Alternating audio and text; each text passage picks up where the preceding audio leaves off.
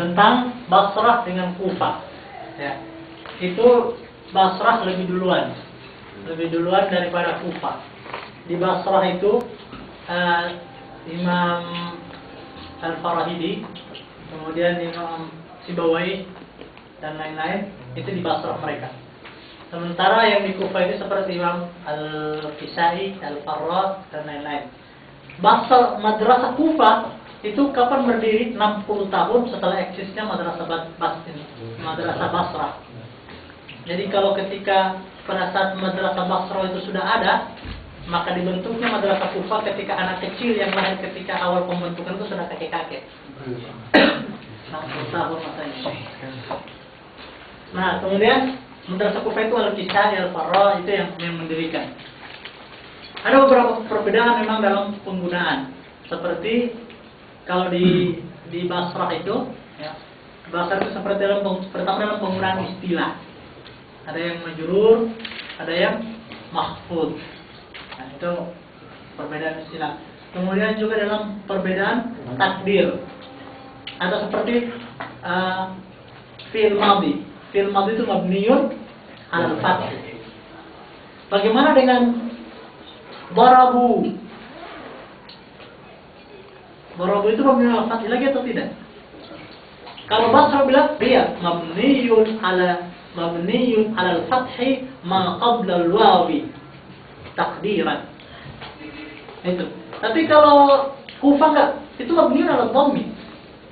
Darabu, darabat, darabna. Kalau kata Basrah mabniun 'alal fathi ma qabla an-nun. Kalau Kufah bilang enggak, itu mabniun 'alal sukun. Gitu. Nah, jadi itu mabniun, itu dalam persoalan takdir. Kemudian dalam persoalan karena memang kata Sibawaihi, laulal half wa taqdir la'arifan nahwal hamir. Seandainya kalau bukan takdiran dalam nahwu itu, maka himar pun bisa tahu nahwu. Itu Sibawaihi itu ahli nahwu yang terbesar. Bukunya itu judulnya Alkitab. Kalau kawan-kawan mau cari bukunya Alkitab, itu 4 jilid. Itu tentang kaidah-kaidah nahwu dasar yang beliau susun.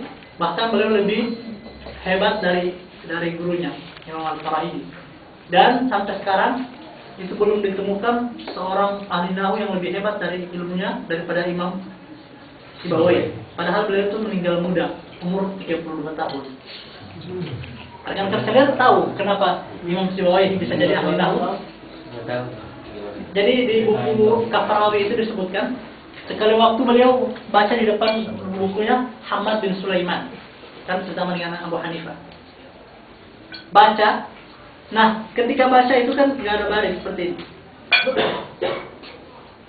Ketika baca itu ada satu kata Abu Dzarrin, dibaca oleh Imam Sibawai Aba Dzarrin.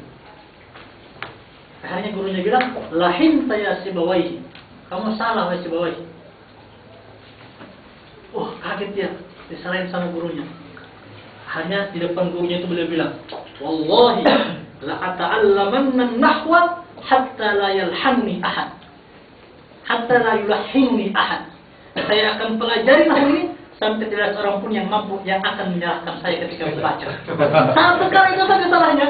Dan setelah itu beliau belajar sehingga menjadi ahli nahwu terkemuka yang sampai sekarang tidak ada bandingannya.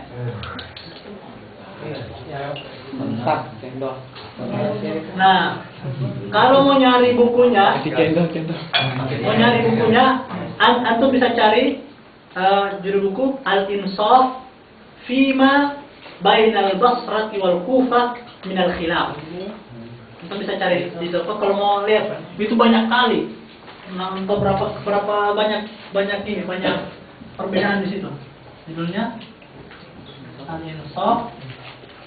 Saya lupa pengarangnya tadi. Fima Bainal Basrati wal Kufati Minal Khilaf. Lambari. Siapa? Lambari tadi.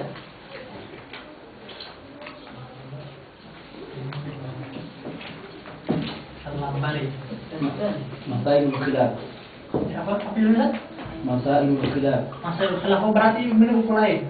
Oh, bukan itu. Ya, kita ada lagi yang informasi baru dari beliau. Ustaz Hakim. Kalau yang saya lihat itu Al-Insaf di Maktabah Al-Azhar. Iya betul, al-insaf fi masailil khilaf. Oh, fi masail khilaf ada? Al-insaf fi masailil khilaf. Ini ada bahasa Arab kufanya enggak? Oh, saya nggak tahu ada. Kayaknya ada tapi kecil tulisannya itu. Al-Khuruj yang besarnya itu al-insaf. Al-Khuruj wal khilaf mustahab. Ya, yang besarnya itu al-insafnya. Al-insaf fi masailil khilaf. Ya, khilaf. Tapi tidak apa saja itu. Yang jelasnya kandungannya itu. Ya. Sebab buku Al-Insaf ini banyak. Ada juga Al-Insaf fima baina sahabat min al-khilaf, tentang perang Siffin dan perang Jamal. Al-Lamari tadi tadi.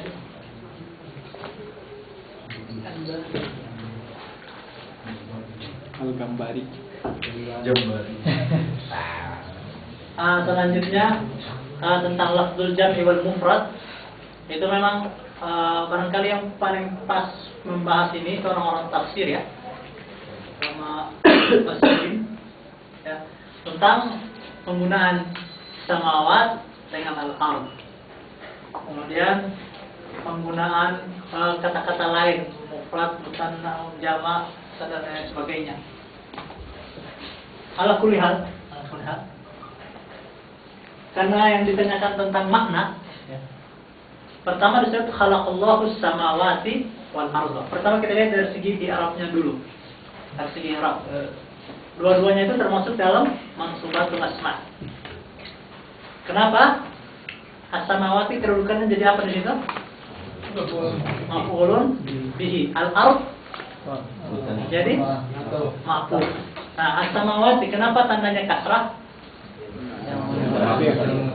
Karena jamuan tadi salim. Tandanya apa? Alif dan ta. Al-ardo. Kenapa dia fathah? Karena isim mufrad. Nah, kalau tentang maknanya as-samawat itu memang seperti itu. Antara lain ya, di antara yang saya tahu antara lain. Pertama karena memang dari sejak awal Allah itu sudah mengatakan seperti di surat Al-Mulk, sab'a samawatin tibaqa, menciptakan 7 lapis langit yang bersusun-susun ya. Dan setiap lapis langit itu sangat jauh jaraknya dan ditempati oleh para malaikat dan juga para nabi, seperti yang dilihat oleh Rasulullah pada Isra dan Mi'raj. Kemudian kata bumi ya, sementara bumi itu dibandingkan dengan langit dia hanya kecil, sangat kecil ukurannya dan hanya satu, sehingga disebut dengan pakai mufrad. Tetapi ada juga kata-kata Arab yang menyiratkan dalam Al-Quran itu, menyiratkan bumi itu ada 7 juga, 7 lapis ke dalam, hanya saja tidak disebutkan secara gamblang oleh Al-Quran. Seperti surat At-Taghabun, alladzi khalaqa sab'a samawatin wa minal ardi mithlahun. Jadi menciptakan 7 lapis langit dan bumi juga seperti itu. Nah, kata kembali mithlahun ini seperti apa maksudnya? Kembali kepada khalaqa, kepada penciptaan, atau kembali kepada sab'a, kepada 7 dan lain-lain. Nah, para ulama itu lagi berbeda pendapat. Saya kira itu yang bisa saya sampaikan.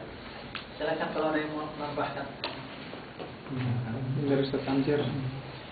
Saya tentang apa? Tentang khabar ma ya. Ya, khabar ma itu itu yang ini, ma nafiyah. Dia biasanya diidentikan dengan kana. Jadi dia sebenarnya ikhwatu kana masuk dalam pembahasan kalau di kawakib itu masuk dalam pembahasan kana. Kemudian itu dan memang masalah ma itu apa namanya? Macam-macam. Ada yang sifatnya sebagai silah, sebagai isim mausul. Kemudian sebagai isim mausul. Jadi ma seperti Ismail Sula juga